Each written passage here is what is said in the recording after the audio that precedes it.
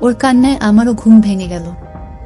আমি ওকে বুঝিয়ে বললাম যা হয়েছে ভুলে যেতে, কিন্তু বোন খুব কাঁদছিল। পঙ্কজ ও রাহুলের ঘুম ভেঙে গেল। ওরাও বোনকে বোঝাতে লাগলো যা হয়েছে সব ভুলে যেতে। পঙ্কজ বলল আমাকে খাবার আনতে, সবার খুব খিদে পেয়েছে। সুমানা ও কিছু খেয়ে নেবে। আমি উঠে ড্রেস পরে খাবার আনতে বেরিয়ে গেলাম। ওদেরকে বললাম তোরা এবার আমাদের রুম এ যা, আর সুমানা ড্রেস পরে নিক। ওরা বলল হ্যাঁ তুই যা, আমরা দেখছি। আমি তো বেরিয়ে গেলাম খাবার আনতে। 10-15 মিনিট পরে খাবার নিয়ে রুম এসে দেখলাম ওরা সবাই একই অবস্থায় আছে। আমি তো অবাক হয়ে বললাম কিরে তোরা এবার যা রুম এ, এসব কি হচ্ছে এখনো? এবার ওকে একলা ছেড়ে দে। বোনের কান্না আরও বেড়ে গেল আমার কথা শুনে। সে আমার কাছে ছুটে এসে বলল দাদা ওরা আমাকে ব্ল্যাকমেল করছে। ওরা মোবাইল এ আমার ফটো আর ভিডিও রেকর্ড করে রেখেছে। এখন ওরা আমাকে ব্ল্যাকমেল করছে। আমি রাহুলকে বললাম কিরে এসব কি করছিস? পঙ্কজ বলল চিন্তা করিস না ভাই, তোর বোনকে আজ দীঘার সার্ভিস বানাবো। আমি তো খুব রেগে গেলাম। বললাম চল তোরা এবার এ ঘর থেকে যা। পঙ্কজ বলল এই ঘর থেকে কেউ যাবে না, সবাই এই রুমেই থাকবো আর এই অবস্থাতেই থাকবো, তোর ভালো লাগুক বা না লাগুক। বেশি কথা বললে তোর বোনের ফটো গোটা দুনিয়া দেখবে, ইন্টারনেটে ছেড়ে দেব। আমি ভয় পেয়ে চুপ করে গেলাম। ভাবতে থাকলাম এরা আমার বোনকে নিয়ে কি করার প্ল্যান করছে। তারপর কথা না বাড়িয়ে সবাইকে খাবার সার্ভ করলাম। বোন কাঁদতে কাঁদতে খেয়ে নিল। কিছুক্ষণ পরে সবাই মিলে ড্রেস পরে বাইরে বেরোতে গেলাম। ওরা বোনকে সঙ্গে নিয়ে গেল। চারদিক ঘুরতে ঘুরতে ওরা দুজন বারবার আমার বোনের অসভ্যতামি করছিল। কিছুক্ষণ ঘোরার পর একটা শপ থেকে ড্রিঙ্কস কিনে নিল বেশি করে। আমি বললাম এত কে খাবে রে? পঙ্কজ বলল খাওয়ার লোক আছে। কিছুক্ষণ পরে হোটেলে ফিরে রুমে ঢুকলাম আমরা। পঙ্কজ বাইরে বেরিয়ে গেল। আমি কিছু বুঝতে পারলাম না।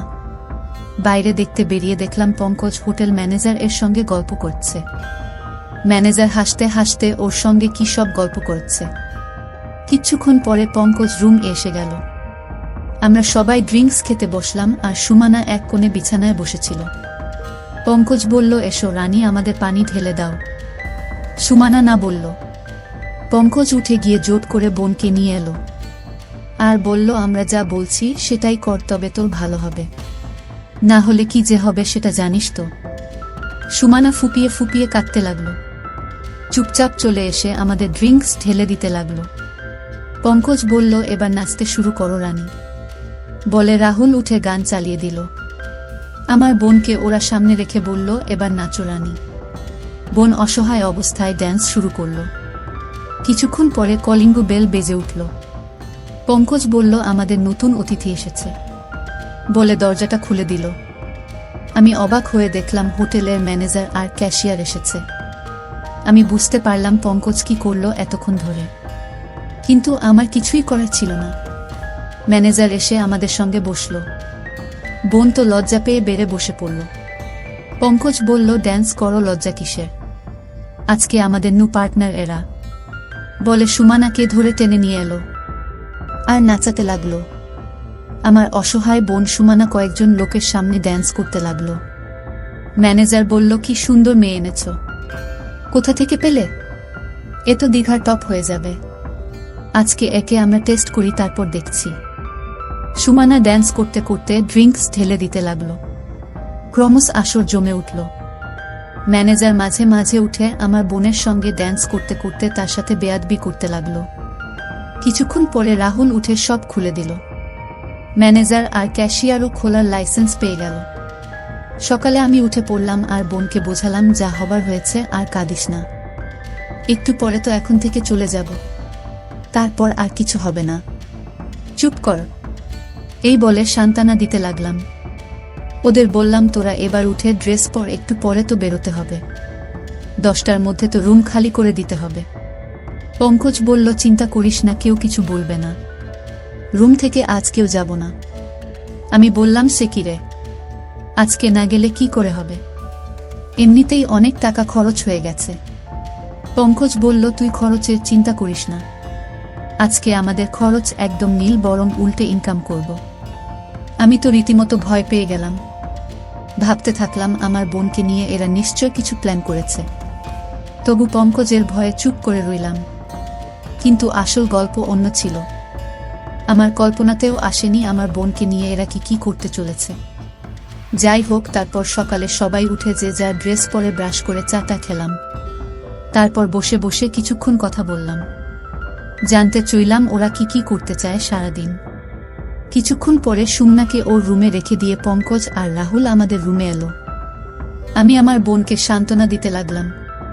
কিছুক্ষণ পরে আমিও এই রুমে এলাম। ওদের বললাম, হ্যাঁ রে, আজকে তোরা কি আবার সি বিচে সুমনাকে নিয়ে যাবি? ওরা বলল, আজ আর সি বিচ নয় রে পাগলা, শুধু দেখ তোর বোন আমাদের আজ কোথায় কোথায় নিয়ে যায়। কিছুক্ষণ পরে হোটেলে ফিরে এসে সুমনার রুমে খাবার পৌঁছে দিয়ে এলাম। পঙ্কজ এসে বলল, খেয়ে নাও, একটু পরে সিনেমা দেখতে যাব, 12টা থেকে শো শুরু হবে। বলে পঙ্কজ চলে গেল। বোন খেয়ে দিয়ে চুপ করে বসেছিল। পঙ্কজ এসে বলল, কি হলো রানী, চলো সিনেমা দেখতে যাব।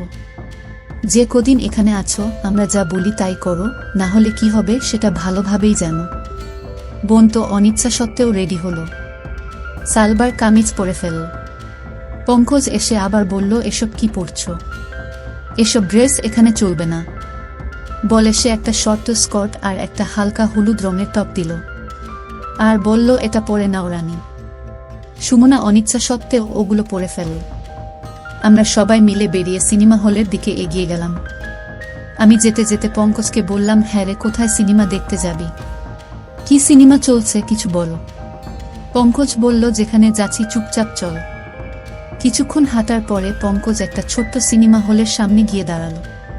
সেখানে দেখি একটা ছোট্ট সিনেমা হলো, সেখানে বিগ্রেড মুভি চলছে। আমি তো বুঝতেই পারলাম আজকে আমার বোনের সাথে কি হতে চলেছে।